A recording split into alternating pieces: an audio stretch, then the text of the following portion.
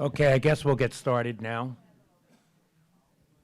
8 o'clock in the morning, and I got a lot of people here, so I really appreciate it. Thanks so much. So let me give you a little background. My name is Thomas Force. My email address is probably going to be at the end, but if not, I can give it to you. If anyone needs, if there's any questions and you don't feel comfortable asking me today, either afterward or, pop me an email, and I'm happy to answer any questions you have. Email's the best way to get me. So a little background on myself. I'm an attorney licensed in New York and New Jersey. I've been practicing for about almost 30 years. I started a revenue company. I have worked actually in the, I like to consider, I hope no one works for an insurance company here, but I used to. I worked for Aetna for a lot of years.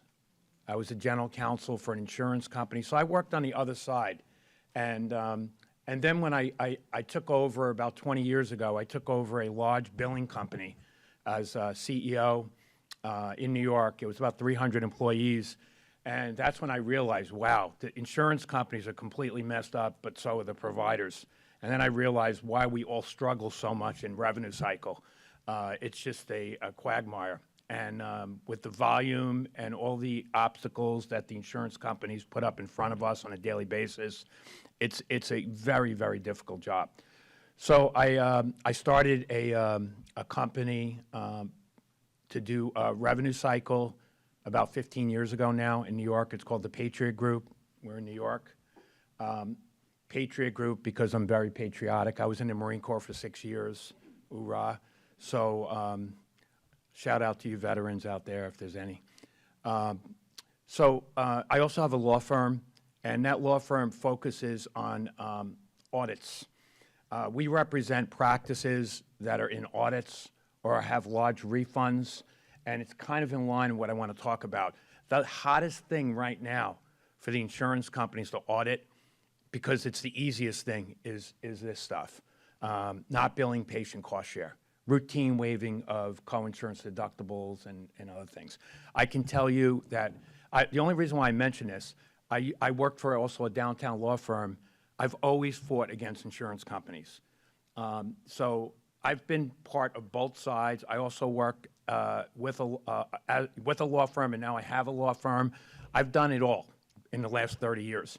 And it is for those people that are in revenue cycle, it's the hardest job. I know that a lot of times the doctors believe that they have the hardest job, and no question, surgeries and things of that nature are difficult. But your job is so hard, and I don't think most people realize. My vice president of operations has been teaching. I actually stole her from the local billing and coding school. She teaches there 20 years, and she still works there part-time. And so she worked for her practice. So I have a pretty good experienced staff, and we know how difficult your jobs are. Who's in revenue cycle? Anybody? Couple of you, right? Who deals with patients as far as like patient forms and right? So all these issues affect you. So I want to talk about this presentation, and it's 2 hours, so we'll stop at 9 o'clock, and we'll take like a 5-minute break, okay? So most medical offices, providers, and even revenue cycle staff, they don't realize how important this issue is until it hits them smack right in the face, all right? Because it's out of sight, out of mind. Most people believe it's just it's my money, I can do what I want, right? Insurance companies are very, very sneaky. And they have their special investigation units. And those units are housed with former law enforcement, FBI, all investigators, experienced investigators. And their job is to collect money. It's all about money. Collect money from your practices. That's their job.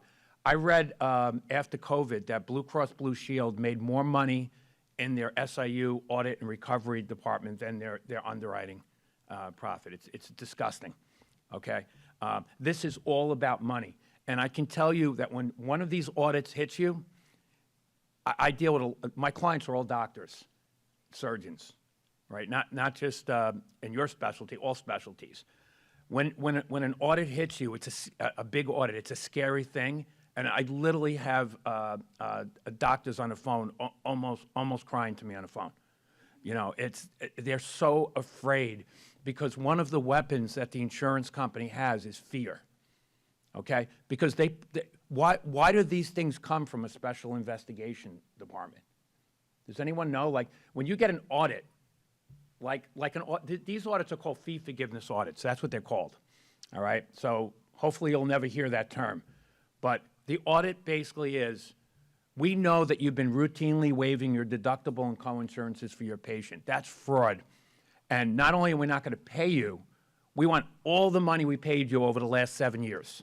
I'm not kidding, all right? So I'm just giving you a pretext so you understand when I go into this, you understand what's going on. And I'm going to give you a couple of examples up front, okay? Well, let me talk about a couple fallacies. So we're talking about waiving deductibles, co-insurances, out-of-network providers, the balance bill, difference between charge and the payment, okay? Waiving copays. You know, most providers feel that it's my money, right? So fallacy number one, it's my money. I can do what I want. If I don't want to collect my $20 copay, I don't collect my copay. Who cares? That's a fallacy, and you're going to see why. Okay, we're going to discuss that. So that's not true. Just because it's your money, you're required to collect this, or at least make an attempt to collect it. Okay. Fallacy number two. We're in network. This only applies to out-of-networks. Wrong. Okay. Particularly Medicare. All right. You waive balances for Medicare patients, you're taking a huge risk for your practice. Medicare is very, very aggressive in this area. And once you get an audit for Medicare, it's not like a commercial payer, like a Cigna or Aetna or United Healthcare, Delta Dental, or whatever. They're going to go after you with federal prosecutors, and you can even get jail time. So my recommendation to you is never, ever waive a patient cost share responsibility through a government program. All right? Don't do it. It's not worth it. You know, and again, if a patient can't pay, your job is to document and make reasonable attempts to collect. Okay? So that's a fallacy. All right? I talked to you about like in-network, right? It applies to in-network and out-of-network. Now, most of the big audits are for out-of-network providers, but I have a couple for in-network. Okay? And I have a financial fallacy number four. I have a financial hardship policy, so I can waive balances anytime I want. There are strict requirements, as you'll see, on what a financial hardship policy should look like. And I'm telling you, the problem with our profession, we're dealing with very, very smart people. Surgeons are very smart people. Dentists are very smart people, you know. But people want to hear what they want to hear, okay? So I've had surgeons and doctors come to me and tell me, well, I have an attorney that told me I have this indigency policy, and if every patient signs this policy, I don't have to bill deductibles and coinsurance. And I'm just like blown away. I'm like, what? So just because some attorney told you that you can use this policy and you don't have to bill coinsurance and deductible anymore, you think that that's legit? You know, a doctor with 20 years experience and 10 years of formal education, people hear what they want to hear. If I don't want to charge my patients a deductible because I'm out of network and I want a lot of patients to come through the door and I don't want to scare them to an in-network practice, right? I'm gonna hear what I want to hear. So they talk to each other, providers talk, and then they say, oh, this attorney told me this. Oh, really? Here's a copy of the policy. So I said to the doctor, I said, so you're telling me that your office is in Scottsdale, Arizona, one of the wealthiest zip codes in the country, and 100% of your patients are indigent. That's what you're telling me. She goes, no, that's not what I'm telling you, but like, if I have them sign this, I don't have to I can waive deductibles and coinsurance. So people hear what they want to hear, all right? So I'm going to tell you the truth based on experience. So just a couple examples, and then I'm going to tell you that once you understand these concepts, these audits are easy to beat, all right? If you do the right things up front, they're easy to beat, okay? So I think this is a really important session. It's out of sight, out of mind. You know, most people don't even think about it, all right? It's my money. I do what I want. All right, so let me tell you a couple case studies, and then we'll get into this. And again, I'm doing this up front because I want you to understand the seriousness of this. I have a client in Manhattan. He advertises all over the, you know, he's a very, very kind of famous guy. He does infertility, advertises all over the TV. He's got a huge ambulatory surgery center right across from the stock exchange. Probably pays, you know, $500,000 a month just in rent. He owns several practices, and he's one of the top experts in infertility in the country, right? So his procedures are in the area of $35,000 to $50,000 a procedure. The IUIs are, you know, more like $10,000 to $15,000. He collects about $1,500 from the patients, but in his words, he's like, I'm not going to bankrupt my patients. They're going through enough headache. And I can tell you personally, from my experience, infertility, you know, my wife and I experienced that many years ago. It's a scary thing, and it's really troubling. And I can understand where he's coming from. My patients have enough to worry about. Part of the issue is for them not to be nervous and upset. So I'm going to charge them $1,500, and that's it. Okay? What's wrong with that? You know, that's what he tells me. What's wrong with that? Well, what happened was these insurance companies, again, they make more money in their SIU, Special Investigation Departments, and their fraud units than they make in their underwriting profit. All right? I believe that these units, they get compensation and bonuses based on how much money they can collect, okay? Which is really, really so unethical. But it happens, right? It absolutely happens. And I know that from litigation that I've been involved in, right? So, so the insurance company says, you know what? We interviewed, now this guy has thousands of patients. This is what they tell me on the phone. We interviewed 10 patients, and they said that you're not billing them the full deductible and co-insurance. So we want all of our money back, $7 million on the back end for the last 2 years, and we're not paying you any money. We're actually up to $14 million on the front end. Okay, this is an extreme case, okay? But I just want you to understand. So this guy, this doctor is really hurting right now because Cigna is like 50% of what he does in this zip code. They're not paying on the front end. They're asking him for all the money on the back end, okay? At the end of the day, I think we'll resolve the case the right way. And I'll at the end of the session, I'll explain what we're doing in that case. So again, the reason why I understand these issues, because I think it's important that I worked for the insurance company. I understand their mindset. Their mindset is, let's be clear, they don't care about anything, and I'm just being honest here, or in my opinion, they don't care about anything but their shareholders and their profit line. United Healthcare during COVID, when everybody struggled, made record profits, billions of profits. So this is all about money. So when my clients call me when they get one of these scary audits, I say, listen, doc, it's all about money. Trust me. Don't worry about it. We're gonna get through it. But it's a scary thing. I had another doctor in Virginia Beach that had one of these audits, and they sent him a $3 million refund request on Christmas Eve. The guy was freaking, literally crying to me on the phone, and we ended up resolving that case very, very favorably for him. All right, so that's why this is important. Now, sometimes it's not a big audit, right? Sometimes, you know, it's just small cases here and there that they won't pay a case, they won't pay a claim because of you're not billing. Remember, there are provisions in the policy, as you will see, that say if you don't collect deductibles and coinsurance, we don't have to pay claims. You guys know that? Did anyone ever hear that before? That happened recently because of a lawsuit that happened in Texas. The judge in the lawsuit said, well, you don't have anything in your provision that says you could stop paying claims. There's nothing in your plan that says you could stop paying claims if they're not billing cost share. So what did they do? They put a provision in that says if you're not paying, that's what they hang their hats on. I will tell you from dealing with these knuckleheads from the Special Investigation Department, the one benefit for us is they're overwhelmed with volume. They don't have enough resources, and so that's a good thing for us. Okay, so let's go through this. I wanted to give you guys kind of an understanding of what the issue is. So these are the topics we're going to discuss, and we've already given you a little bit of a background on it, so I just want to dig right into it. Okay, so why do providers waive balances such as deductibles and coinsurance? And by the way, I can't emphasize this more.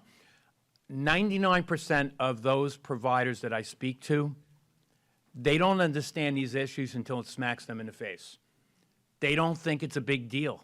I'm telling you. And remember, my company does not just, we have a law firm that represents practices. We also have a medical billing company. And every time I talk to a new client, they like I tell them, it's very important that you have to make a reasonable effort to collect. That's the rule. A reasonable, it doesn't mean you have to sue your patients, but you have to make a reasonable effort to collect.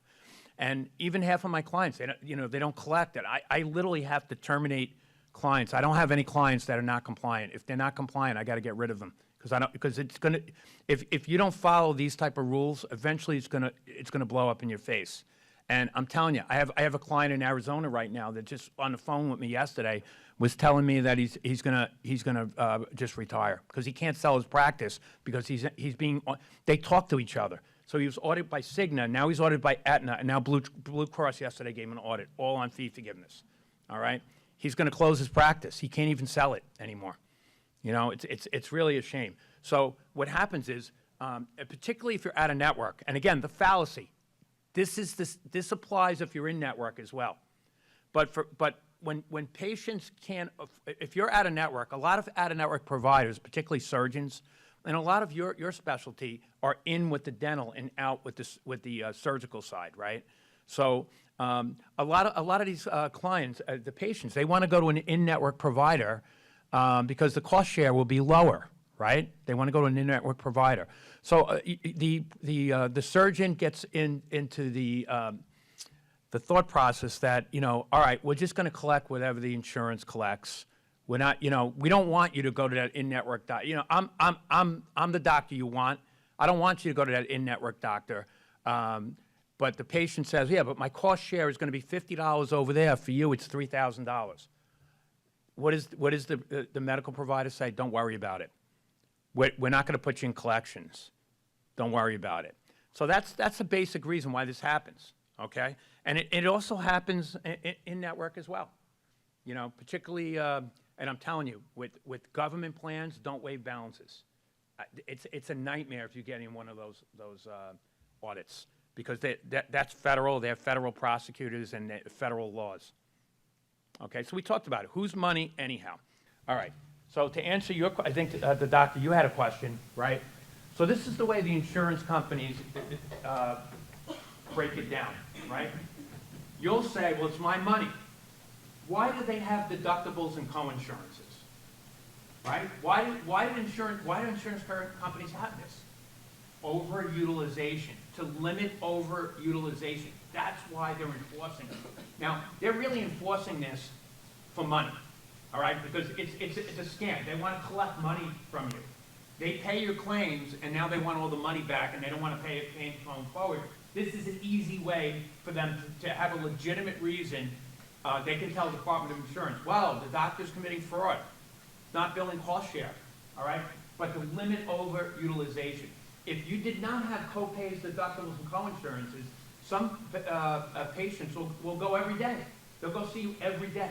Because maybe they're retired, they have nothing better to do but to go and get a cleaning every day, okay? All right? That's why, okay? So now it makes sense, right?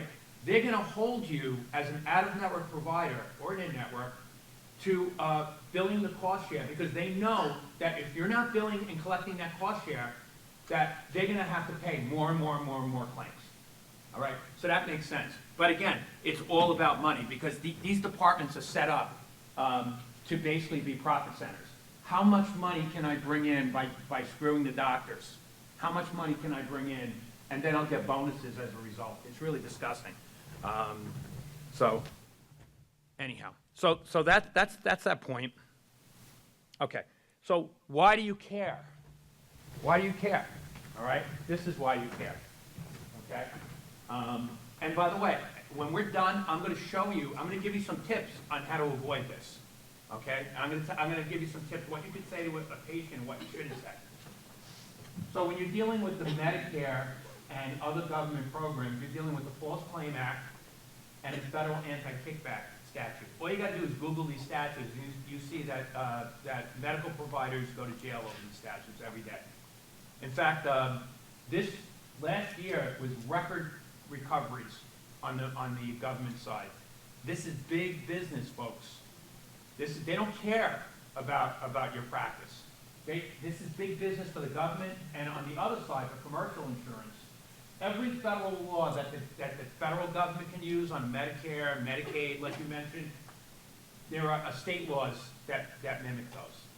So if you don't take Medicare, you still have to worry about these kind of things. Common law fraud, right? That's civil fraud. Breach of contract. So if you're an in-network provider and you're not billing cost share, in your provider agreements, it says that you're required to bill the patient cost share. So if you do not bill the patient cost share, you are breaching your contract and you're at risk of having the provider, the carrier, terminate your contract. So I've had clients where United Healthcare recently terminated a contract for one of my clients because they didn't bill cost share. They said it was a breach of contract. This is a unique one. Intentional interference with a contract right. Out of network. This applies to out of network, right? I don't have a contract with you. I'm the insurance company. I don't have a contract with you, but your patient does. Your patient has a contract. It's either an insurance policy or a self-funded plan. And in that policy, they're required to pay their cost share, their deductible co-insurance copay. By you waiving it, you breached our contract with our member. Under tort law, that's called intentional interference with a contractual right for damages. So all of these things are money damages, okay? And if you ever get sued, most of the time you don't. Like, this is all about money. They want to extort as much money they can from you. And we try to work out a deal that makes sense for everybody. But if you get sued, these are the causes of action you're going to see on the commercial side. And on the federal side, these are the causes of action. Any questions so far?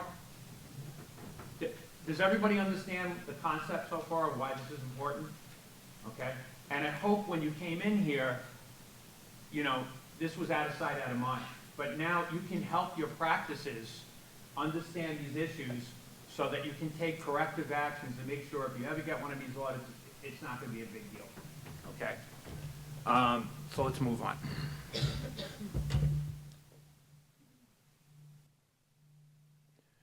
Well, I just mentioned here, don't forget state law. I just mentioned that. Every federal law, for the most part, has a state law that mimics the federal law. So it doesn't matter if it's a Medicare plan or a commercial plan, they can get you. That's the point. Wonderful. I've been doing these type of presentations forever, and I've never, ever, ever had a problem like this. My God. I'm just gonna have to go through this way.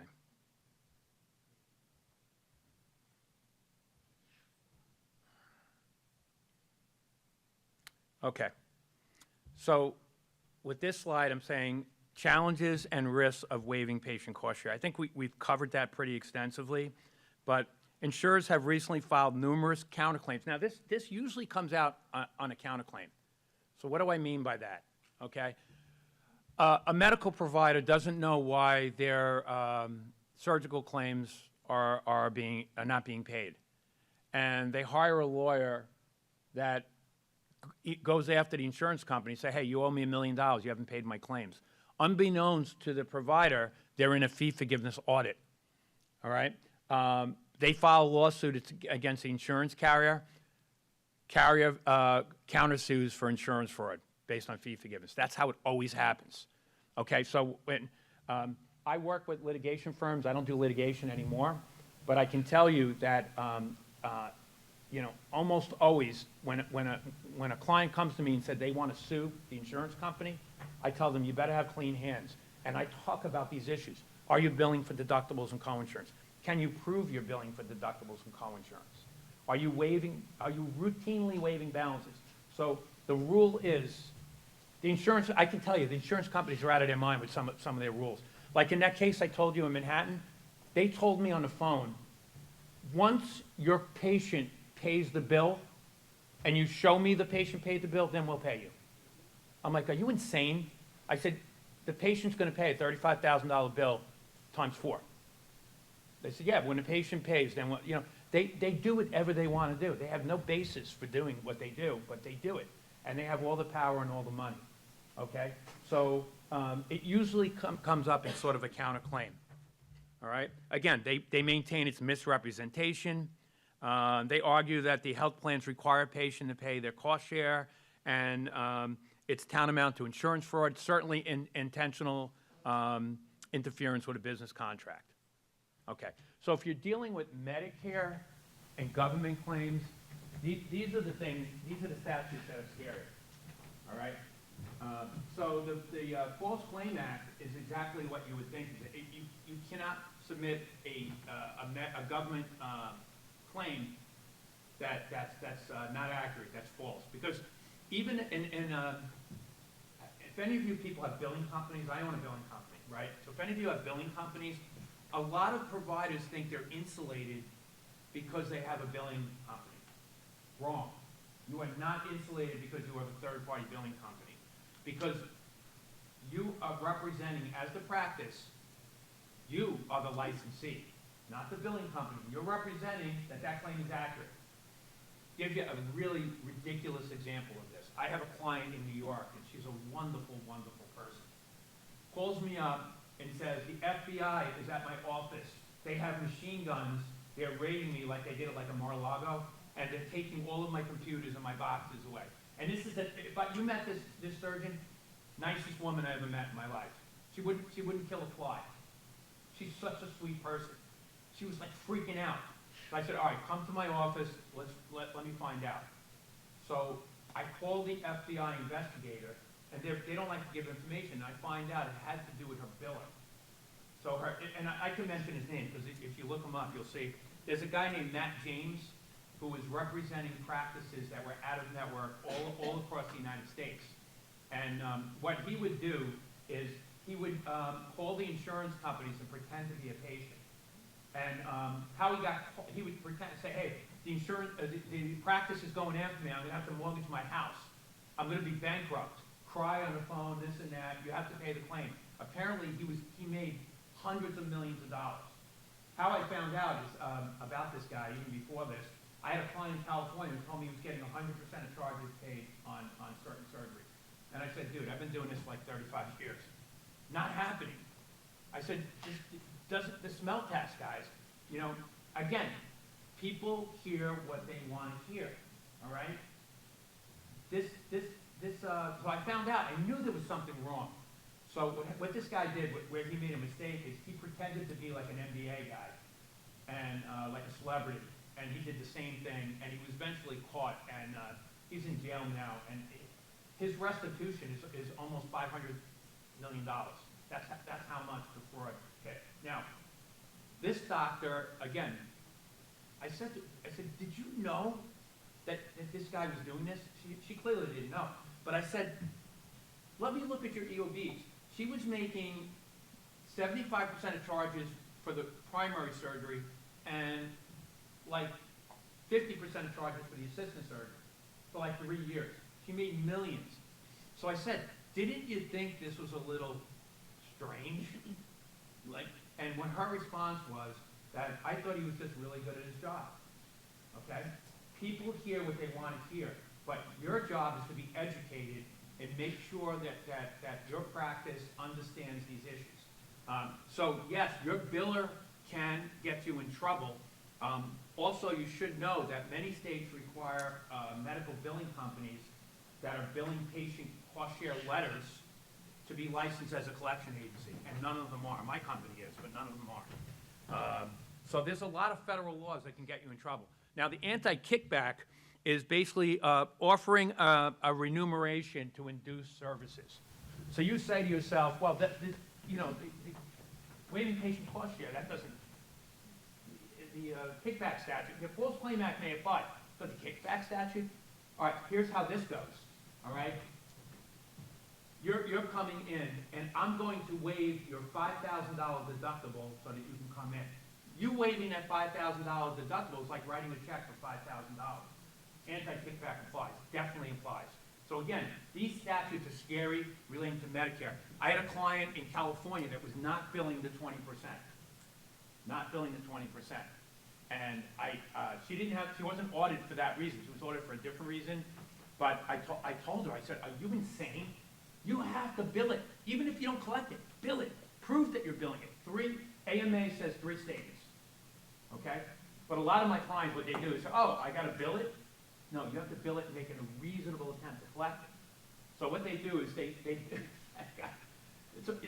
again, like in my practice, you hear what you want to hear, you know, and a lot of times it's wrong. How many times have I heard, well, the guy at the block does it, so why can't I do it? Well, some lawyer told them it was okay. Guys, you got to do your own research, okay? It's not okay. So, yeah, the anti-kickback is a very, very scary thing. And on Medicare and Medicaid, TRICARE, all the government programs, don't waive balances. I wouldn't waive balances for even for financial hardship. All right, and we're going to talk about financial hardship. Okay. We talked about the commercial plans already, what their allegations are. Now, the allegation of interfering with a business contract of your patient. You may be out of network, but the patient has a contract. It's either an insurance policy or it's a self-funded plan. And these are what the provisions look like, you know? Saying, for out-of-network, except as described below, you're responsible for paying directly to the out-of-network provider any difference between the amount the provider bills you and the amount the claims administrator will pay for the allowed amount. In other words, that's the balance bill. So what that contract says, only for out-of-network benefits, it says the difference basically between charge and payment you have to bill. Okay? My position is you bill the patient what's on the EOB. That's what you bill. I don't. A lot of these insurance companies take the position that you have to bill the balance bill. There's no. Most of the carriers don't have any backup to support that.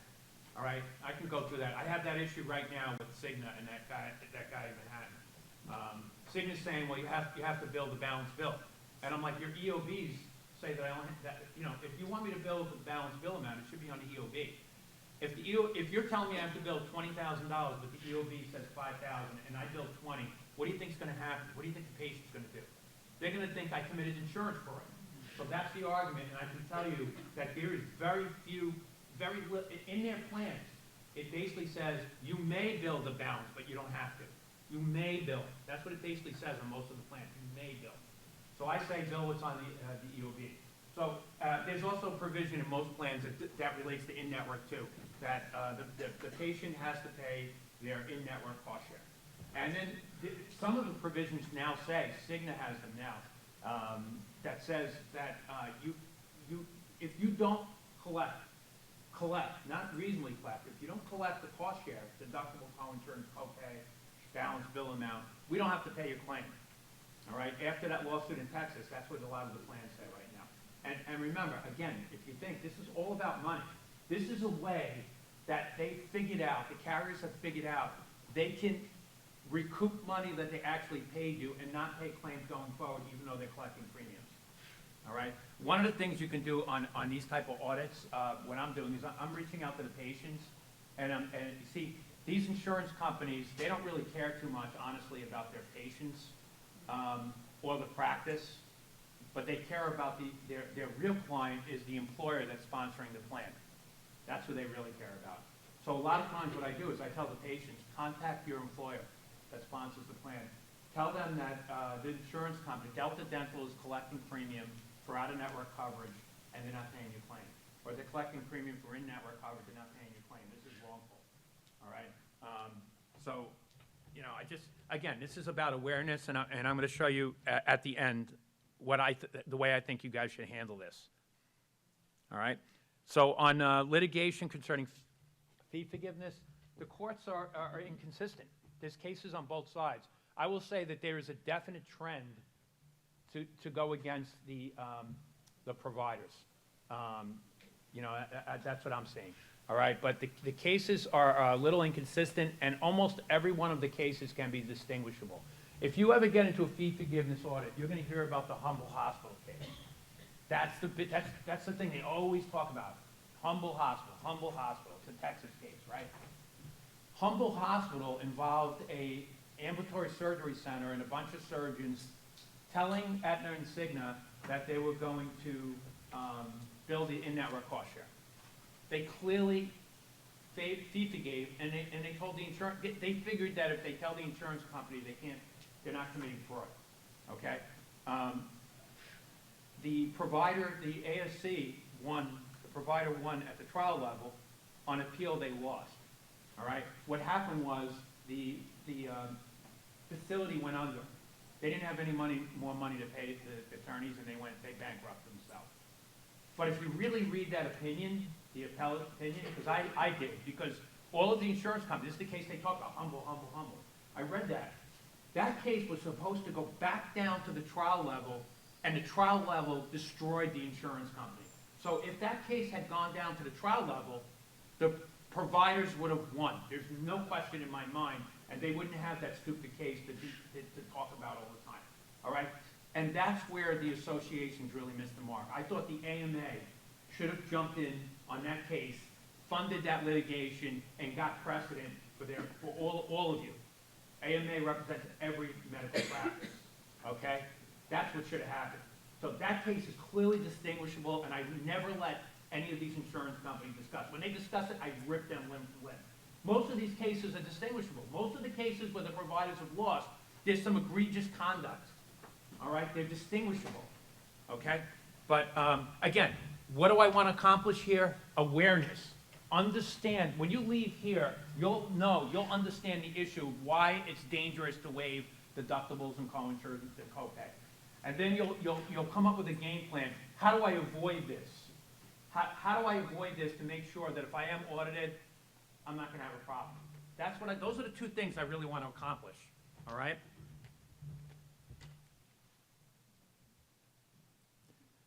So there are cases that I'm only bringing up some cases so you can understand how this applies if it ever gets to that point, okay? So in this case, the surgery center was out of network. Again, don't think that this is just for out of network. I have plenty of cases for in-network as well, okay? Remember, the cost share is being enforced by the carriers to limit overutilization. So that applies to out-of-network and applies to in-network, okay? So you see here that this center was not collecting deductibles and co-insurances, and Horizon Blue Cross sued the center for routinely waiving patient cost share. The allegation was insurance fraud, common law fraud, negligent misrepresentation, and tortious interference with the existing contract between Horizon Blue Cross and their members. Okay, these are basically how these cases go down. All right, this is how they're able to establish fraud. All right, ultimately Horizon won in this case. All right. So what does Horizon allege? And again, the cases are only for you to understand that you need to understand the way the insurance carrier looks at this. Okay, overutilization, but at the end of the day, this is an easy way for them to recoup money that they already paid and not pay claims going forward. And if they're making millions and millions of dollars as an administrator, and then they're not paying claims on the front end, and they're getting a couple million on the back end, and they're getting a commission based on that, their profit margin is through the roof. Okay, so that's basically what's happening. So they're saying that this provider knew that Horizon's out-of-network benefit design required patients to pay co-pays, co-insurance, and meet deductibles, and that they waived the patient cost share responsibility to induce Horizon members to seek services at the facility. So again, you want patients to come in, you're out of network, they're concerned about their $5,000 deductible, they're threatening to go up to the hospital down the road, right? So what do? You say, listen, don't worry about it. or we're going to send you a statement, but you can just rip it up. I've had that happen to me too. You know, the rule is that you have to make a reasonable, good faith attempt to collect the cost share. Doesn't mean you got to put your patient in collections. And I believe that you should be only billing them what's on the EOB, not the balance bill amount. All right, that's my opinion. I can tell you the insurance companies disagree, okay? But that's what I think. Because if you're billing something other than what's on the EOB, you know, I think you're going to get yourself in trouble, all right? So reasonable effort. So if you're telling a patient, listen, you know, I have to bill you the cost share, but wink, wink, we're really going to waive it. And when you get that statement, just rip it up. I've had that happen to me on a case, and the insurance company found out about it. So when that happens, it's even worse than you just waiving it. Because that shows that you're actually intentionally and deliberately hiding the fact that you're waiving cost share. So that's even worse, okay? So you don't want to do that, all right? So now, this thing about overstating its charges is the example I gave you before, like the 10,000, 1 second, the 10,000 and 8,000, you're waiving the $2,000. So the carrier, the insurance company says your real charge is 8,000. You're overstating your charge by $2,000. That's fraud, because your expectation is to recover 8,000, not 10,000. Yeah. Well, just in your example, just what you're talking about there, patient comes in network, your normal standard fee is 10,000. Right. The in-network allowable is 5,000. Right. You're saying you still bill the patient 10,000? No, not on the in-network. Okay. On in-network, you're going to bill the patient what's on the EOB. So if you have a $10,000 charge in-network and a $10,000 charge out-of-network, right? And in-network, the allowable is, let's say, $500 or $1,000. And out-of-network, the allowable is $3,000. On the in-network, and I'm sorry, I tried to, the distinction out-of-network and in-network, I just assumed you knew. So now you have the 10,000, the allowable is 1,000. That's your fee schedule that you agreed to. When you're an in-network provider, you're agreeing to a lower fee schedule in exchange for getting more patients in the door because you're part of the network. When you're out of network, you're not agreeing to any fee schedule. You may get reimbursed higher. The deductibles and co-insurance will be higher, but you're not going to get the benefit of driving patients in through the network, right? So, you know, those out-of-network doctors, if you can maximize your out-of-network benefits, you don't have to work as hard as an in-network doctor, right? The negative of being out-of-network is you have to do a better job marketing because the in-network, through the networks, you're going to get a lot of patients. So in that scenario, if it's a $10,000 charge and it's a $1,000 benefit, the scheduled benefit, you know, that $9,000 is going to be contractual write-off, right, for those that are in revenue cycle. You're contractually writing off $9,000. So you only have a benefit of $1,000. So let's say the patient has $250 deductible and a $25 copay. That's what you're going to bill. And then, you know, you know that anything over the fee schedule amount, if you're in network, is a contractual write-off. So, but now that same scenario, let's say there's an allowed amount of 1,000 with a 10,000 a year out of network, the insurance company will take the position that the patient is responsible for the entire 10,000. So it's 10,000 less payment. What payment received? What I'm telling you is, what I tell my clients is, you know, out of network is a different animal. Unlike in network, is very easy. You know, you contractually write off, you bill the patient, their deductible, you post your payment. Out of network, payment comes in, you're calling the insurance company to try to open a negotiation to get it allowed at a higher rate, right? There's a lot more work. You may have to do an appeal. They may deny more claims. You know, after that whole process is done, could take 3 or 4 months. Now you say, I finally adjudicated this case. Now on the in-network side, the adjudication happens when you get the EOB. It's done, final adjudication. On the out-of-network side, it might take you 3 months, could take you 6 months. At some point, you're done. You've exhausted, God bless you, all of the administrative remedies, and you're done. You're going to bill the patient out-of-network cost share that's listed on the EOB. That's my recommendation to you. And you're going to have some sort of documentation that you did it. Okay? Please have some sort of documentation. Now, a lot of the billing software systems, they will document the date you sent the letter. I recommend you take a sample statement. Every time you send statements out, just save one statement so that if you get audited, you can show on this date, all these letters were sent, and this was the statement that was sent. You know, because a lot of the billing softwares don't save the statements, they just tell you the date that you sent the letter. Does that answer your question? Yes. Okay.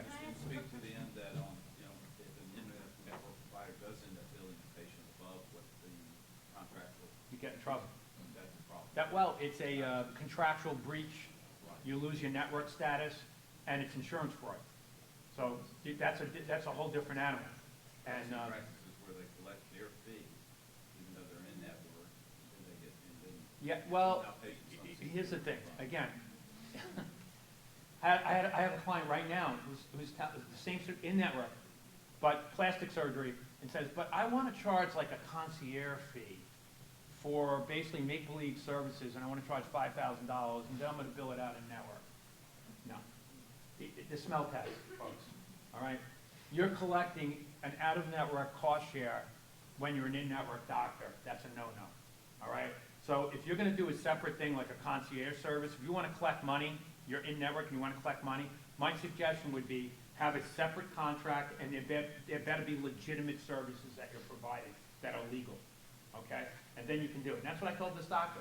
I said, you can have a concierge service, but you have to have, you know, it can't just be fake. You know, what services are you providing? You know, the answer is there was no services. Say, figure out what services you want to provide, and also you can't charge $10,000 if the service's market value is only $1,000, right? So, you know, the smell test, okay? So anyhow, I'm talking about cases just so you can see. Unfortunately, these cases are mostly for out-of-network, but I don't want you to fall into that trap, right? This applies to in-network as well, and I have plenty of cases. Yeah, you have a question? Just a question on out-of-network, when you say that you would use the EOB, the rate that came over on the EOB, because it's so low with out-of-network providers, if you get the surprise billing form signed. We didn't, thank you, I was gonna talk about that, and this is interactive, so you can ask questions, and that's great. So, does anyone understand the concept of billing patients and the new surprise bill law? Did anyone run into that yet, other than, I know you have, right? Okay. Well, let's talk about it now, okay? The No Surprise Act was passed a couple years ago, and that act, the design of that act is to protect the consumer. It's actually a good thing, you know, at least for the consumer. How many of you have gone, it's happened to me, when my wife was pregnant, I got a huge bill from an anesthesiologist. You go to an in-network surgeon or a doctor. You go to an in-network, you go to a in-network facility, and you get hit with an anesthesia charge because you didn't know that the anesthesiologist was out of network. That's the dilemma that this bill is trying to prevent. Like, I remember this was 20 years ago. I got like a $10,000 bill from an anesthesiologist when I went to an in-network doctor at an in-network hospital, and I was like, how did this happen? Okay, so for purposes of your practices, if most of your services are being done in the office, I would assume, right? So it really doesn't apply so much if it's done in an office, but the concept is if you're an out-of-network provider doing services at an in-network facility, you can only bill the patient the in-network cost share. Okay, so if you're out of, and it makes sense, right? It makes sense. So if you're out of network, right, and, I'm sorry, yeah, if you're out of network and you're going to it's to avoid surprise bills, right? That's the point, to avoid surprise bills. So if you're in a situation like that, there's a form to fill out. It has to be the exact form that the HHS has designed. It's a no surprise bill, a waiver form. And if it's an elective surgery and the patient signed the waiver form, you can bill them the out-of-network cost share, right? But if they don't sign the waiver form, or if it's an emergency service, you can only bill them the in-network cost share, okay? So, I wasn't gonna really cover No Surprise Act that much, because I know that most of your surgeries are done in office, so the No Surprise Act generally doesn't apply in that scenario. It's a protection for the patient, and it's a good protection. So in the case, like, because I think for the dental community, where we get caught with that one is that most OMSs are contracted with like dental insurance, but not medical Right. insurance. But there are certain procedures we do that fall under medical insurance, like biopsies. And so even though we do the majority of those in the office, we're still collecting that no surprise billing form because their medical insurance is going to be. Yeah, covered. I would, I think it's a good thing to do. Remember, you're out of network, you're going to an in-network, you're doing a procedure at a hospital, let's say, or an ambulatory surgery center that's in-network, all right? You can only, in that scenario, unless you get the waiver form signed, you can only bill the in-network cost share, all right? And that should be listed on the EOB. What I'm finding, though, is a lot of the insurance companies will apply the No Surprise Act when it doesn't apply. You know, for example, I have out-of-network clients going to an out-of-network ambulatory surgery center, and it's all elective and not emergency services, right? And they're applying it, and they use what's called I don't know if you've seen this on the EOB, the QPA, Qualified Payment Amount. That's a whole nother scam. They're using the No Surprise Act to pay basically on an out-of-network basis a very low in-network rate. And they call it the QPA, and they're misapplying it. The insurance companies, they dumb down their front-end staff, and they'll misapply laws if it means they're gonna pay less. And the No Surprises Act, no different. So you should know, and I'm glad you brought that up, you should know about the No Surprise Act. That's, yeah, We added that to our new patient paperwork. yep. How often does that have to be filled out? Because they. Just really once. Okay, so you know, patient yeah. insurance changes a month after they. If the insurance changes, you probably should have them fill it out again, but I generally have them fill it out once. It had to have the amount, and it had to be done 3 days Well, prior to the. Well, you're talking about the good faith estimate requirement, right? So the good faith estimate requirement obviously is different, you know, under the No Surprise Act. But as far as the waiver form, technically, I would think if you were talking to the government people that designed that law, they would probably want it filled out. You know, remember, like if there's multiple surgeries, they probably want it filled out each time because they have to waive each time the protections under the Act. The waiver form is to waive the protections under the Act. That means they can be billed the out-of-network cost share, all right? So, I mean, it doesn't apply, I wasn't gonna cover it because it doesn't apply as much to your practice, but certainly surgeons, a lot of my surgical clients, it applies all the time. And the other thing that's interesting about that law, when it does apply, once the No Surprise Act applies, you can have a 30-day period that is mandatory negotiation for the out-of-network claim, and that it's a 30 calendar day, 30 business days, I think. And then after the 30 days, 4 days, you can go to arbitration. So if you're doing a lot of procedures at an in-network facility, the No Surprise Act could be a really good thing for you, because those arbitrations, we've been doing very well with them. So, you know, and usually when you file a No Surprise Act negotiation form, you'll get a negotiator like a multi-plan or someone call you and try to negotiate a higher rate for you. And then if that can't happen in 30 days, you can file IDR. If anyone has any questions about if that really falls into your practice, talk to me after or email me and I can give you more information on that. My general counsel does a lot of work with that. He does all my IDRs and everything. And, you know, I have a lot of clients that are doing very, very well with that stuff. You know, so if it applies to you, again, that's out of network doing services at an in-network facility, okay? Sign the waiver, and you can bill them the out-of-network cost share. Don't sign the waiver, only in-network cost share, and there's a good faith estimate requirement. I wasn't gonna cover it, but I'm glad you brought it up. Okay, so this is the scenario you brought up, right, that I talked about, right? And again, I'm hoping before this class that no one really understood this. This is the way they look at it, the carriers. This is the way they look at it. It could be out of network, it could be in network, it doesn't matter. Overutilization, right? And they're saying if you're gonna waive a cost share, your true balance is charge amount, less what you waive, the amount that you waive. So your true charge is not the charge you're billing the insurance company. Remember, when you bill the insurance, the whole thing I talked to you about the billing companies, right? It's the doctor that's certifying that that form is correct. Remember in the old days, I'm old enough to remember, it looks like a lot of young people here, but you used to send claims on paper. And remember the doctors had to sign the form certifying that the claim was processed, that the claim is accurate and all the information is accurate. Even though they go electronically, you're making the same representation, even if it's sent by a billing company, okay? So as a doctor, you can't do like my client and say, well, I just thought that he was really good at his job.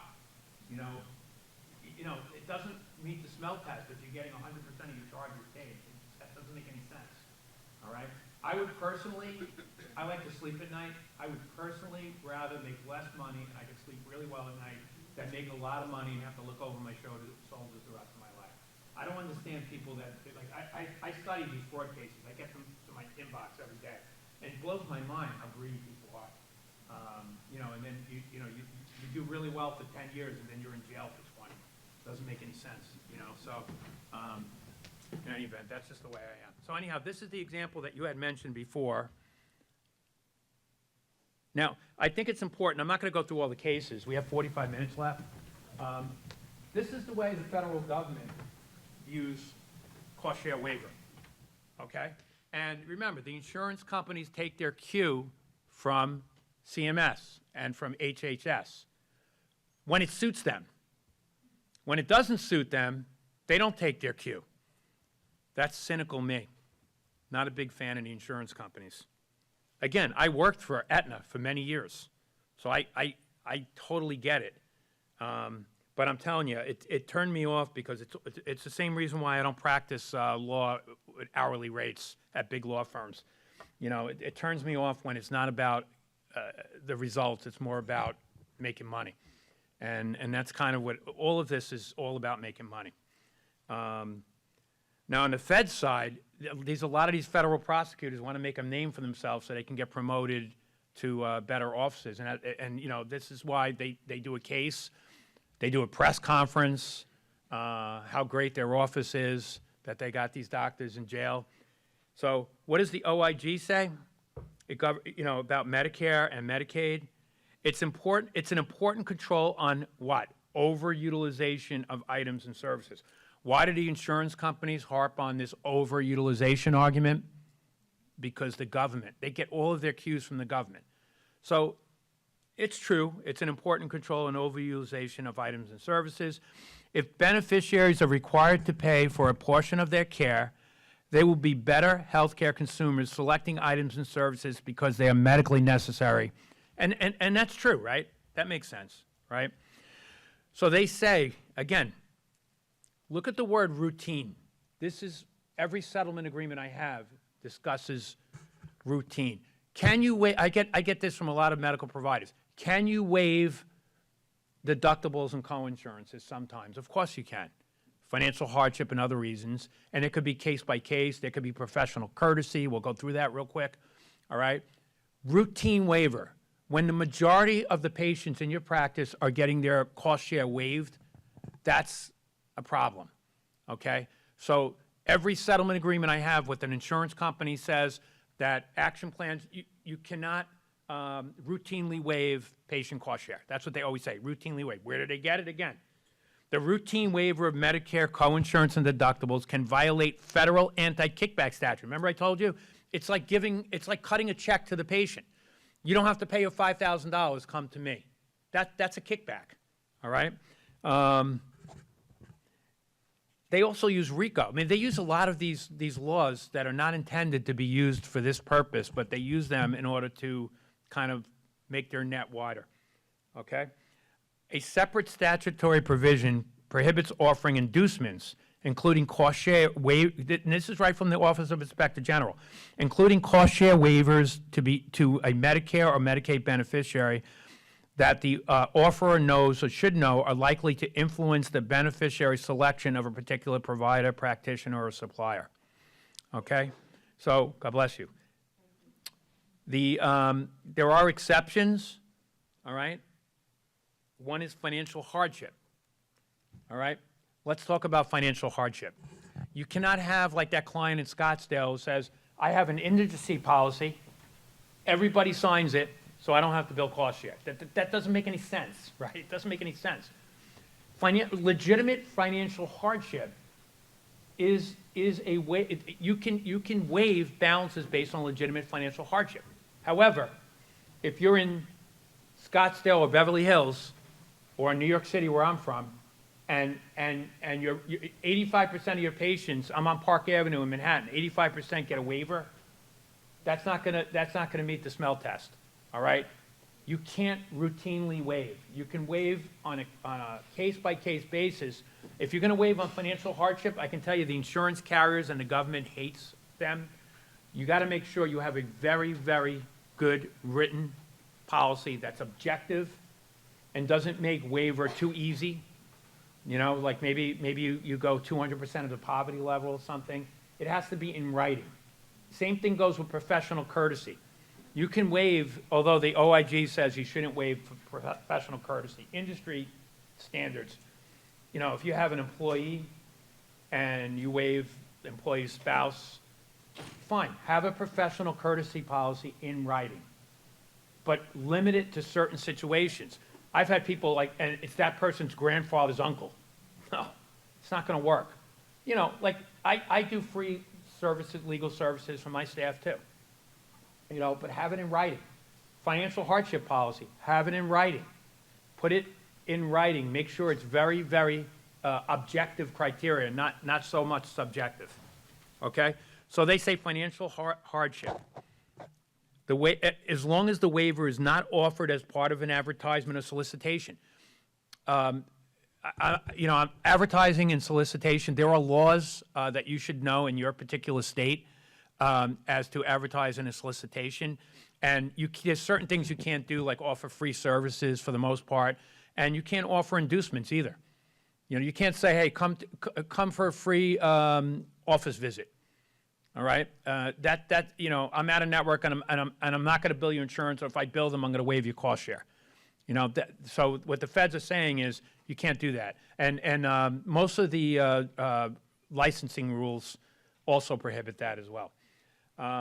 So they say that if it's not offered as part of an advertisement or solicitation, and the party offering the waiver does not routinely waive coinsurance deductible. In other words, it's a one-off, right? And the party waives the coinsurance deductible amount after determining in good faith that the individual is in financial need or reasonable collection efforts have failed. So in other words, at some point, you send 3 statements, you can work out a deal with the patient, right? Because at some point it becomes bad debt. So you should kind of have a collection policy in writing that says we're going to send 3 statements. First of all, you're going to have a financial hardship policy in writing that's very objective. And you know, the less subjective it is, the better. You're going to document financial hardship in writing, in the patient chart, save it to a server somewhere, and you're going to cover these things. You say this is not offered as an advertisement or solicitation or an inducement. This person has financial hardship, and then you have to have have a form filled out and have documents to support it. Okay. You might want to get, like, if the person's on unemployment, proof that they're on unemployment, tax records, you know, person's on food stamps, you know, some sort of proof of that. Make sure you have some backup. At the end of the day, it does become somewhat subjective, but as long as you have backup, you're good. And as long as it's not like every patient. The only time that financial hardship would be like 75% of your patients, if let's say your office is in the South Bronx or something, or south of Chicago in a really terrible area, then maybe you can justify it. So be careful of financial hardship policies. The insurance companies hate them. They view it as per se fee forgiving, and you know, it's most of the time the financial hardship policies I see are very, very iffy and subjective, and some of them sometimes are not even in writing. And so, you know, have a written financial hardship policy, have a written professional courtesy policy, have a policy for billing patient cost share. This is what we do. We get the EOB. If it's in network, we contractually write off, and then we send 3 statements to the patient. After 3 statements, we'll call the patient and try to work out something with the patient. We'll offer them financial hardship if they qualify. All right? So that's what I would recommend there. Okay. So again, this PowerPoint you should get. If not, email me and I'll email it to you. These are the things that the government says. So what constitutes a good faith determination of financial need? All right? According to the OIG, the financial need may vary depending on the individual's patient circumstances and several factors, including but not limited to. Now, this is going to be in your financial hardship policy, right? These little bullet points. What is the local cost of living? All right, if you're in a high income area, that's not going to help you. But if you're in a low income area, you might want to put, we're in, our office is in the South Bronx. Most people here are lower middle class, and they're on food stamps. And that's if that's the case. Obviously, if you're in Beverly Hills, it's not going to help you, right? Patient's income, assets, and expenses. Well, how would you get that? Tax forms, right? Would be the best way that show the adjusted gross income. And let's say the person made $200,000 on their last year's tax form, but something happened. Maybe there was a divorce in the family or a death in the family. Or maybe, somebody in the family got a terrible medical disease. All of that stuff should be documented in your financial hardship. So I'm not saying that someone that makes $200,000 a year might not qualify. They may if they owe $3 million in medical expenses, So, it's common sense, folks, common sense. Document, document, document. At the end of the day, if an auditor disagrees with you and you have the support, I always say you weren't there. We were when the patient was crying to us that they needed this operation, they were in significant pain, So patient's family size obviously makes a difference. A patient has 8 kids as opposed to no kids, right? Scope and extent of patient's medical bills, not just for your office, but also for,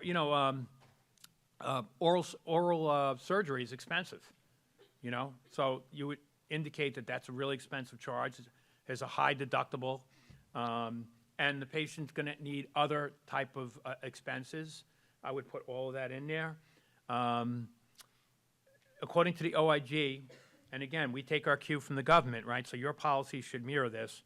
Use financial need guidelines that are based on objective criteria, not subjective, and appropriate for the applicable locality. Apply the guidelines uniformly in all cases. You can't just pick and choose either. Remember, there are also federal laws prohibiting discrimination, all right?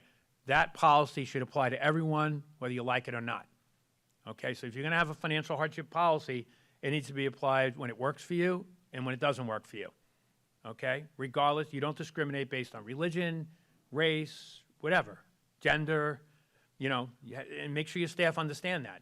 If you have that policy, it applies to every single patient that walks through that door, whether you like it or not. So look at the policy and make sure you can live with it, okay? And make sure it's not too generous.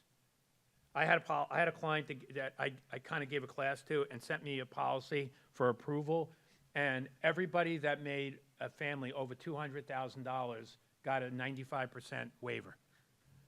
You laugh, but I'm like, I said, you don't think that is a little unreasonable? No, why? I said, $200,000 is a lot of money for a family, especially in Indiana. Okay, I think you need to change those sliding scales. So, and then if someone is granted financial, again, they warn about inflated income guidelines, like that scenario I just talked about. So just make sure that if you're going to grant financial hardship or professional courtesy, which we'll talk about in a little while, make sure it's in writing, it's supportive, it's in the chart. There's a pop-up in your billing software that talks about the financial hardship and not to bill the patient, okay? I'm not going to cover that exception. Professional courtesy. So waiving charges for physician colleagues and their immediate family. These practices, according to the government, risk running afoul of the Anti-Kickback, False Claim Act, and state fraud laws. And HHS is not a big fan of professional courtesy. All I can tell you, and they said it might violate the Anti-Kickback statute. Listen, every practice I know gives professional courtesy. It's industry standard. Just have a policy, but make it narrow enough that it doesn't cover, half of the people that come in your office that you know.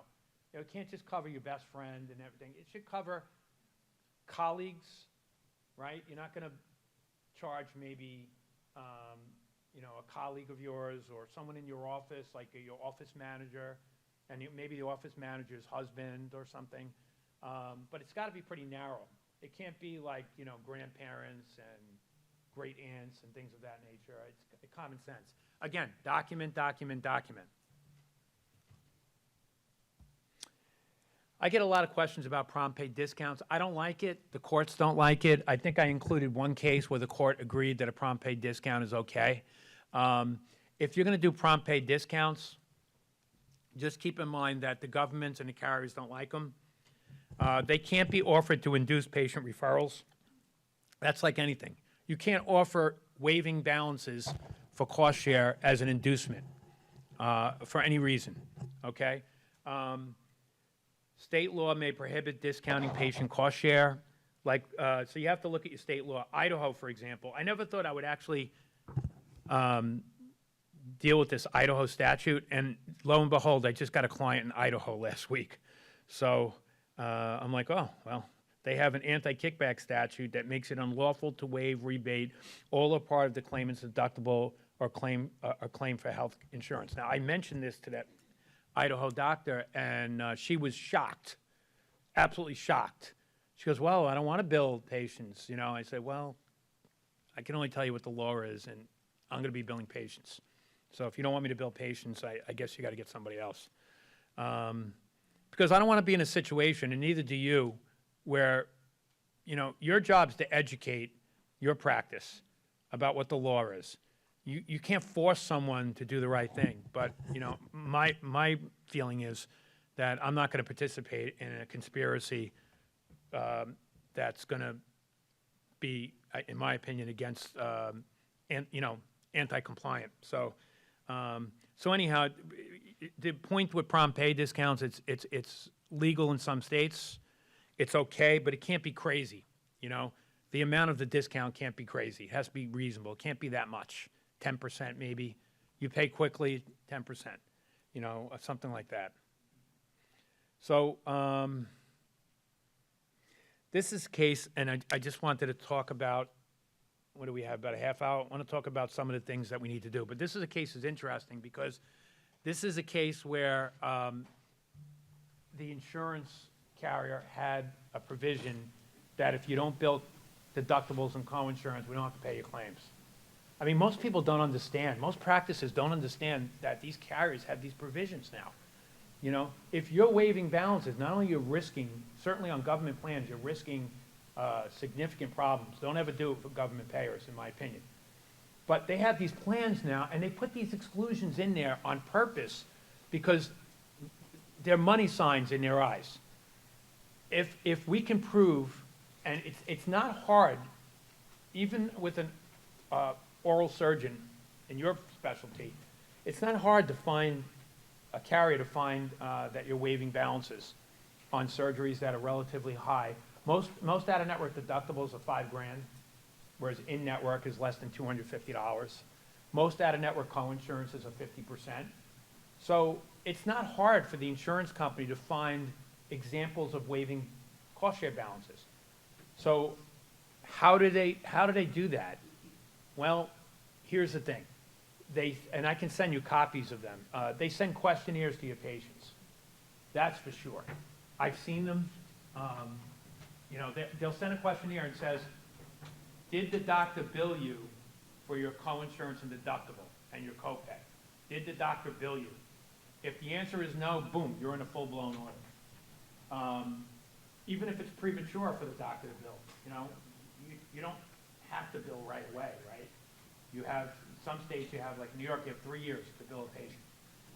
All right, so, you know, I think it's important to just understand these issues and understand where the carriers are coming from. And I'm gonna give you a couple, I don't think I have time to go through all these cases, but I want to go through. Okay, so I want to go through some of the things you can do, because I wanted to leave some time for questions. Some of the things you can do to avoid this. Now, if you've done everything wrong, I can still get you out of these type of audits if you have a very strong financial agreement. And because you guys have a lot of times 2 policies, and sometimes you're in, sometimes you're out with the medical, I recommend and I gave the association a copy of a sample financial agreement that also this addresses the coordination of benefit issue that we all have. I don't know if you guys heard my coordination of benefit presentation.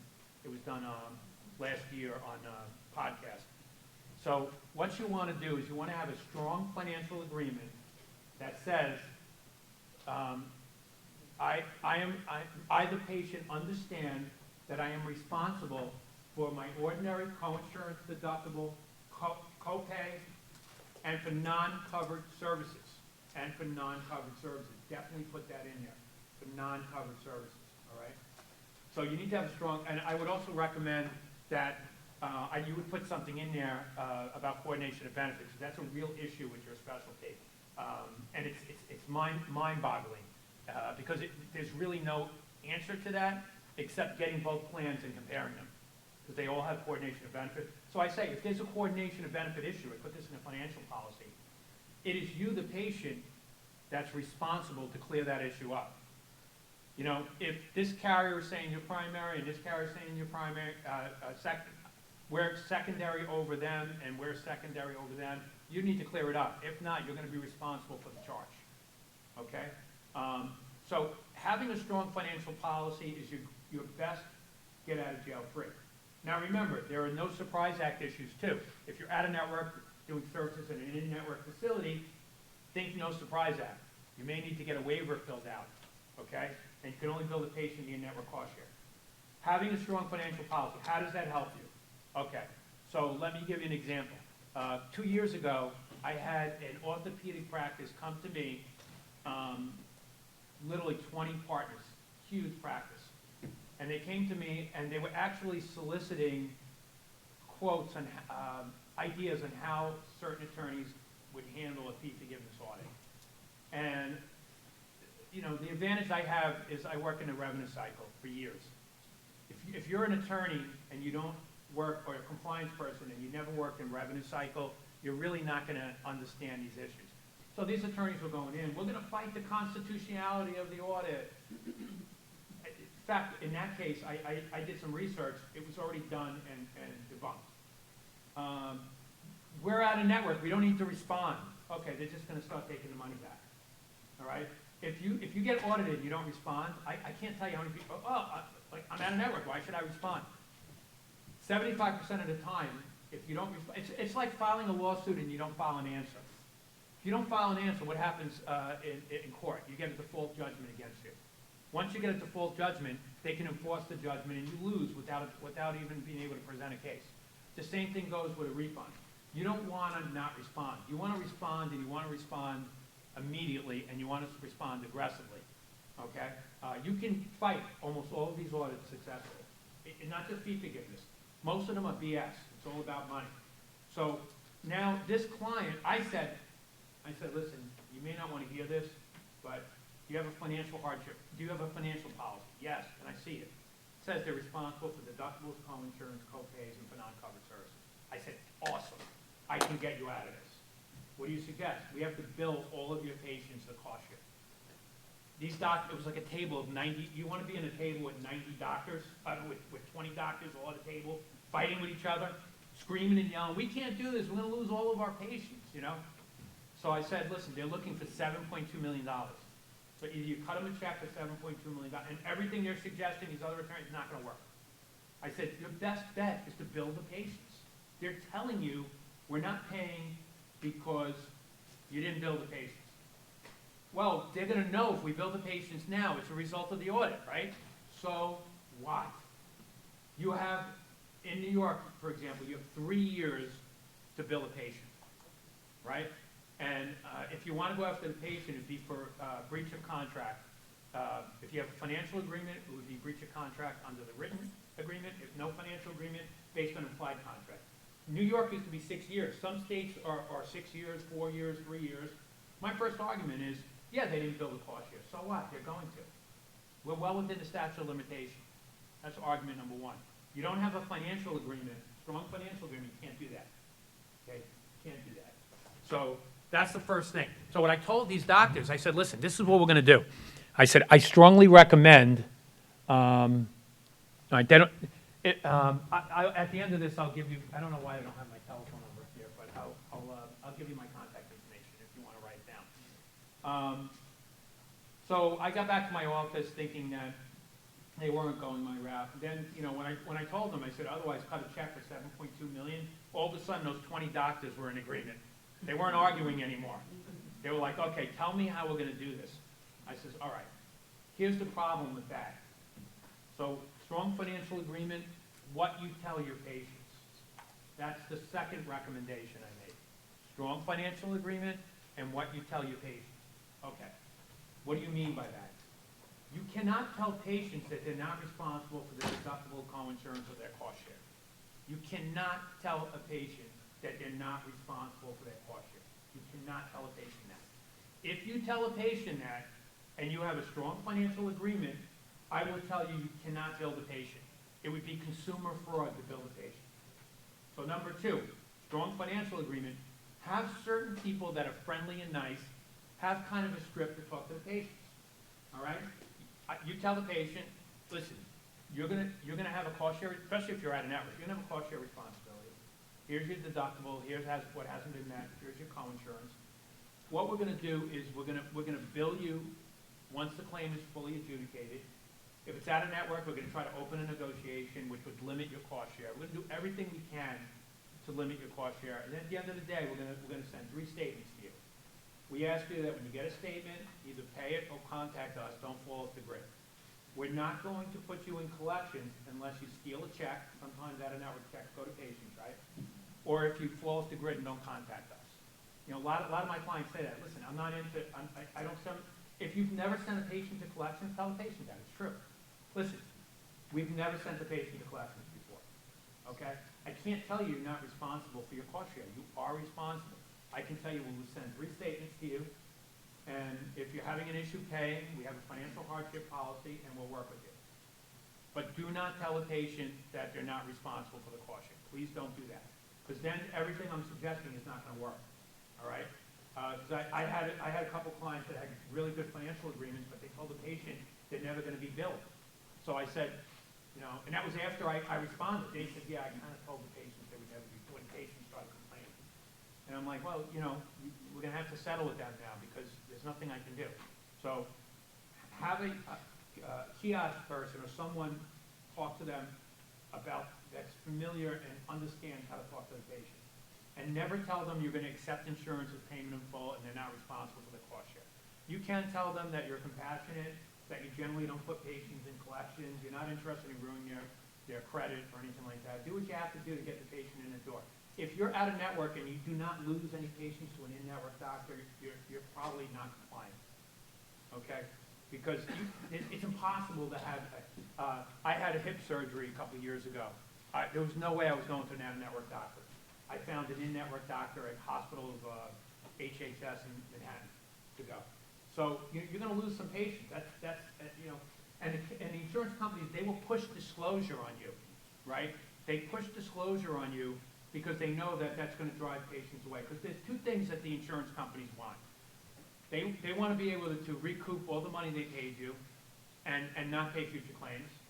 And they want to force you in network where they can control the cost, right? So that's what this is all about, right? So, and it's all about money.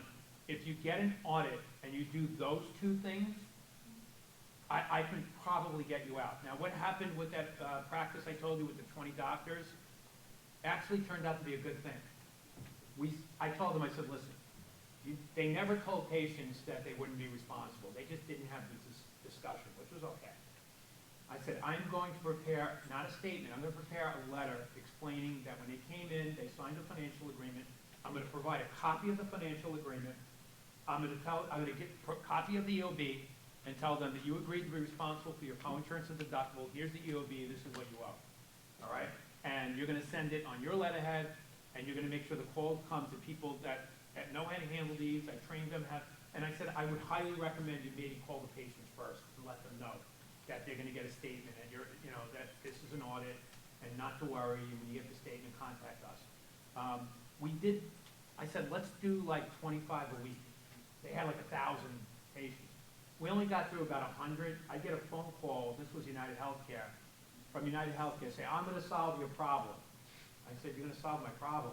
See, I didn't know this. The reason why United did this to this practice was because they wanted them in network. They didn't have a large orthopedic practice in that jurisdiction, and they wanted them in network. She said, I'm going to resolve your problem. I said, yeah, well, so we don't have a problem. We're billing patients now. The funny thing was, even my case in Manhattan, they tell you they want you to bill the patients, but they really don't.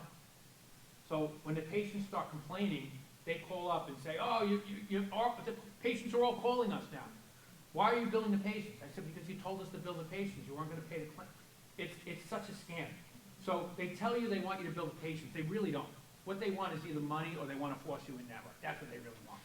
So I have never done this before, but because they're so obnoxious with this Manhattan guy, is that I'm telling the patients, I billed the patients, and the way I billed them, I said, if Cigna does not reverse the denial based on fee forgiveness, this alleged fee forgiveness, you're going to be responsible for 100% of the charges. I strongly recommend that you contact the employer that sponsored the plan.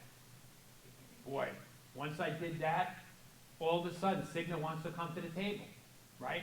Because they don't really want you to bill your patients. They say they do, but they don't really want you to bill. There was a lot of complaints.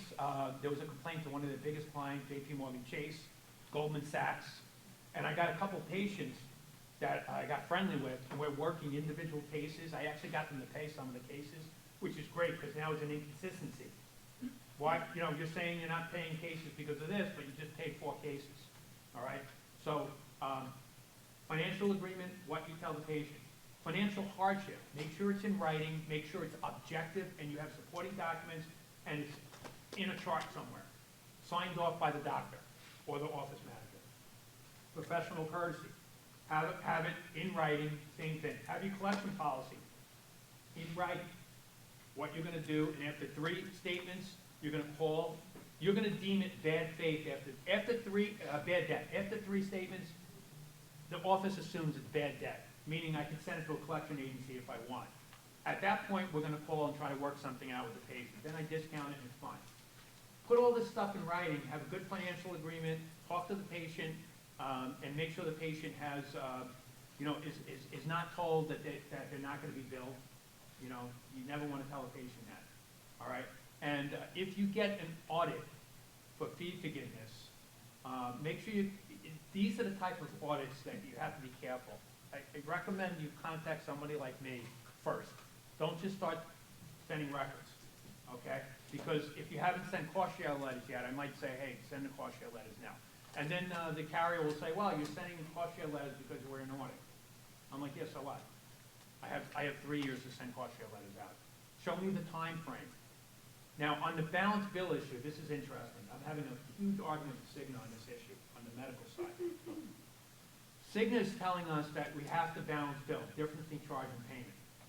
I've looked at several Cigna policies, the insurance policy and the self-funded plans, and I don't see anything that says that billing the balance bill is required. It says you may, if you're out of network, you may bill the out-of-network balance bill, but you don't have to. There's no policy that I can find. So when you get these kind of things, that's what I do. I look through the plans. I see what the plans say. I try to, I look through their guidelines, see if they have any guidelines on cost share and things of that nature.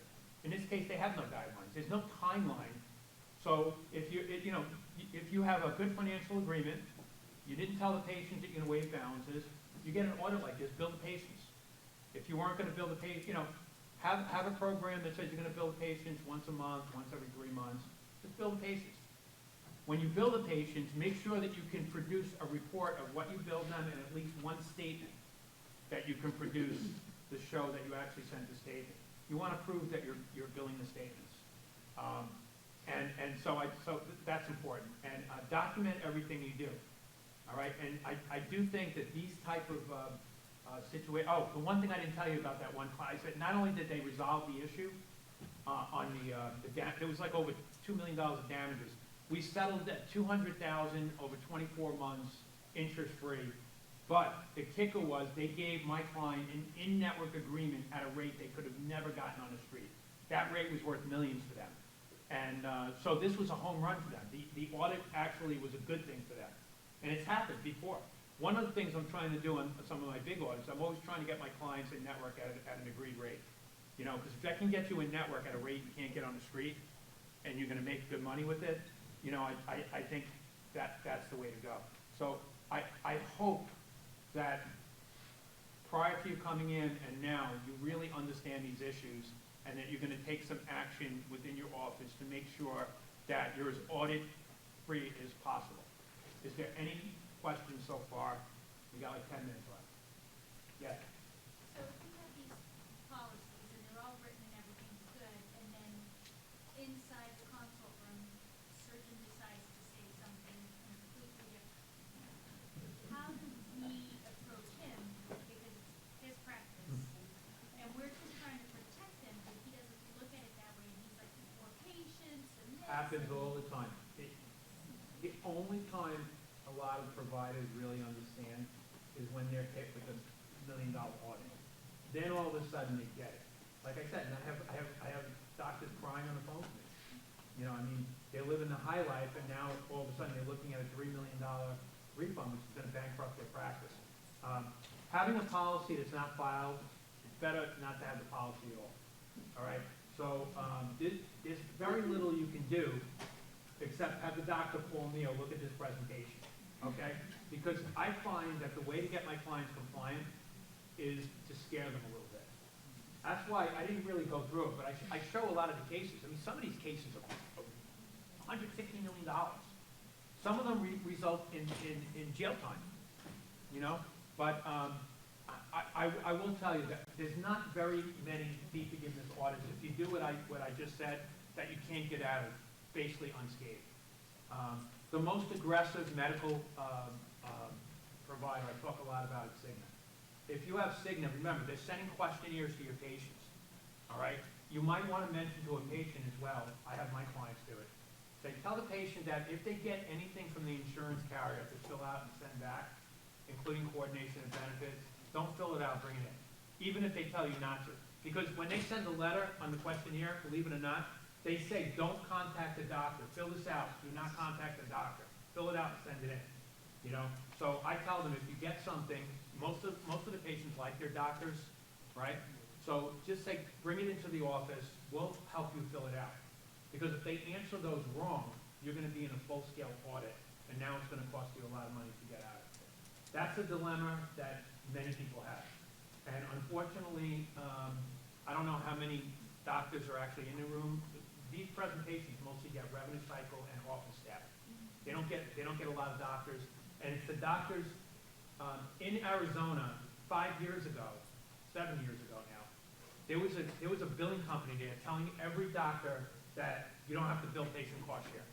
And what they said was, and it was true, they had a big law firm. They were a huge company, had a big law firm. We will sue the insurance companies for you. Don't you worry. And I went there and I said, this is insane. They're going to blow all you guys up. You can't do this. What happened was,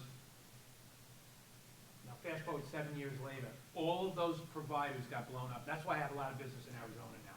They all contacted me and said exactly what you said is going to happen.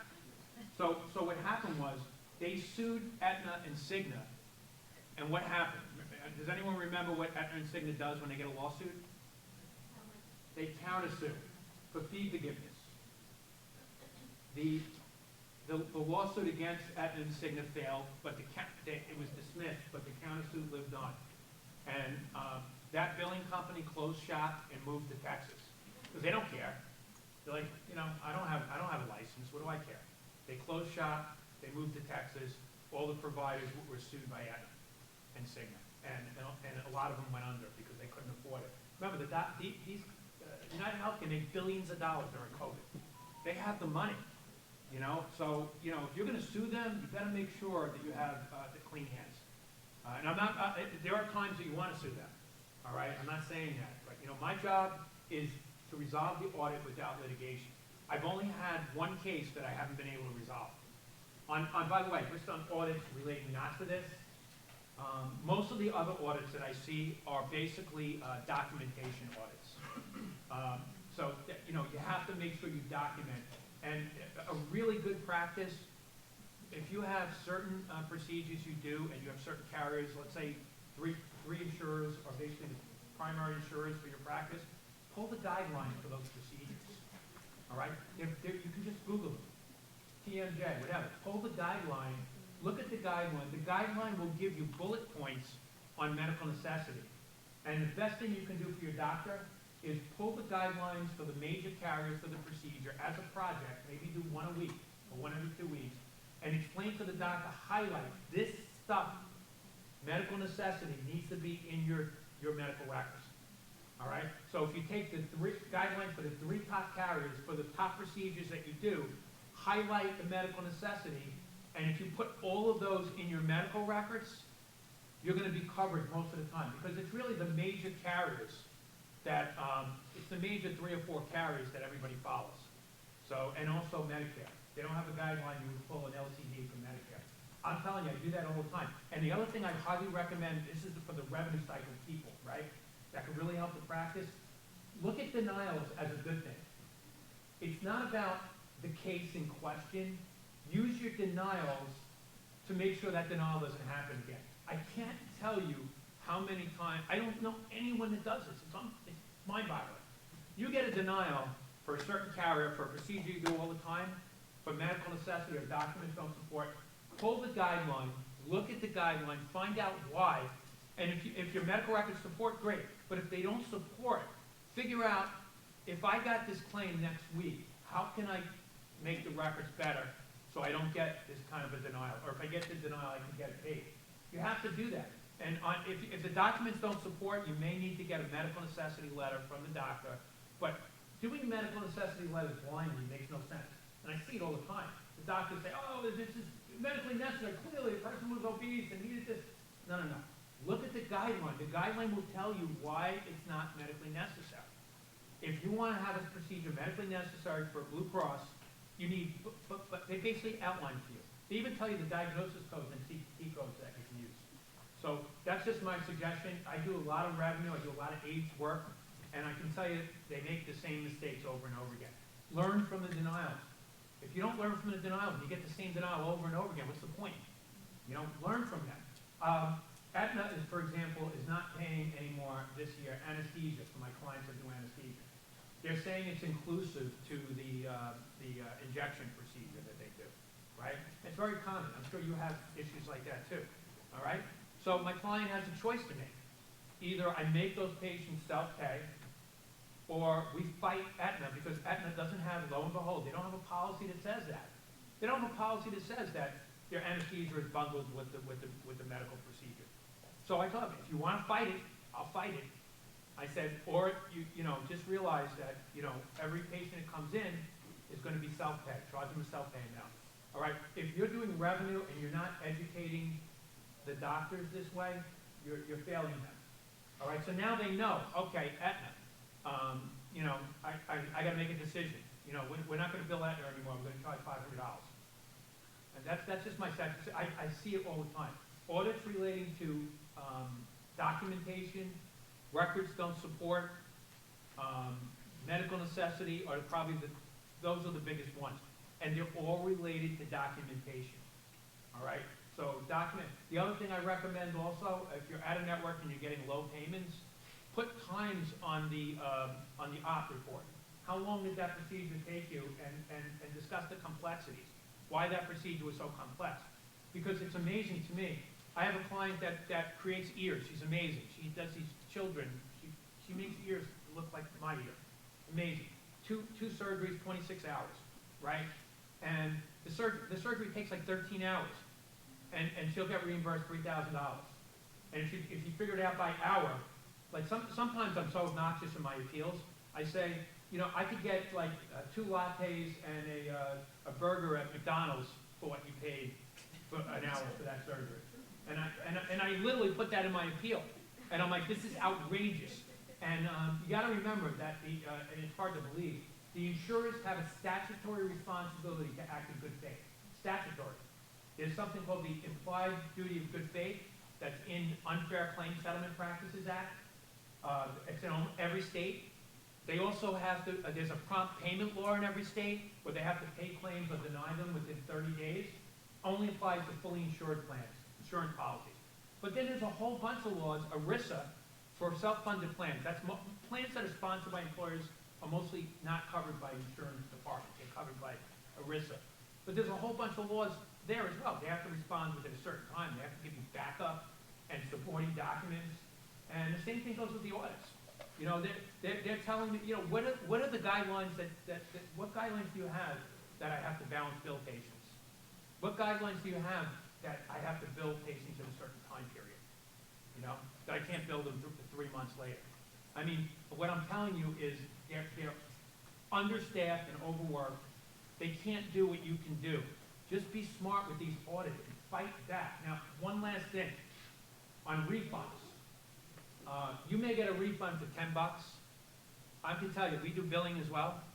We appeal every stinking refund we get.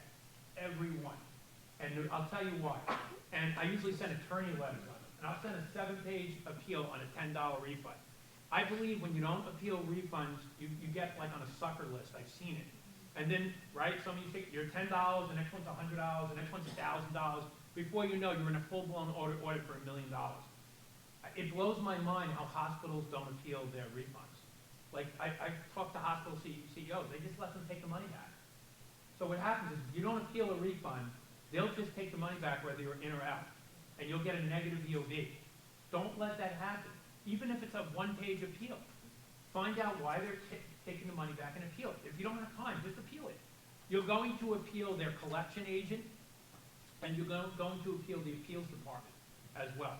You're going to send, so if it's like PRS or Activity, you're going to appeal them, and you're going to send a copy to the insurance company as well. As a first, remember, refund requests are retroactive denials. You treat it like any other denial. You have to appeal. Appeal every single refund, or you're going to get an audit like this. Okay, that's how you get an audit. When you just, you know, don't respond, they just start taking back. Yeah. You're talking about a refund that the insurance company's requesting. On a claim that was paid already. So if you got a claim paid $100 and they want a refund, they'll go back 7 years. I've had 7, 8 years they'll go back. And it's a retroactive denial. You should also know that in state law, most states have a limit on how far they can go back. New York, unfortunately, my state is 24 months. I think Arizona's 18, Georgia's 12. They can't go back more than a certain amount. So if they're going back beyond the statutory limit of your state, you need to call them out on that. You know, and I'm telling you, that's the first thing I do. Audits like this, the first thing I did was I knocked down about 50% of the audit based on the fact that the refunds requests were on claims beyond the statute of limitation for that state. All right, and it was beyond 24 months in New York. Okay, that's the first thing you do. So they'll tell you, oh, it's ERISA plans. There's no statute of limitation for ERISA. True, no statute of limitation. But they won't tell you that the case law says that where there's a federal statute with no provision in state law, it defers to the, federal law, it defers to the state law. So the state law ultimately applies. They'll tell you it doesn't apply because on an ERISA claim, self-funded plans, there are no statute of limitations. So the state law applies. That's the first thing you should do, knock it down. So I hope this has been very helpful to you. If anyone wants my information, my email address is tforce, like Air Force, TFORCE at Patriot Comply with an I, not a Y. So it's Patriot, PatriotComply.com. And my telephone number, I'll give you my cell. Easiest way to get me is 631-871-4284. Or if you didn't get this, just email the association. I do a lot of speaking engagements for them. And this is the first one I've done in person, so I'm really excited to be here. So if anyone has any questions, I'll stay, and I hope you enjoy this. And I hope you learn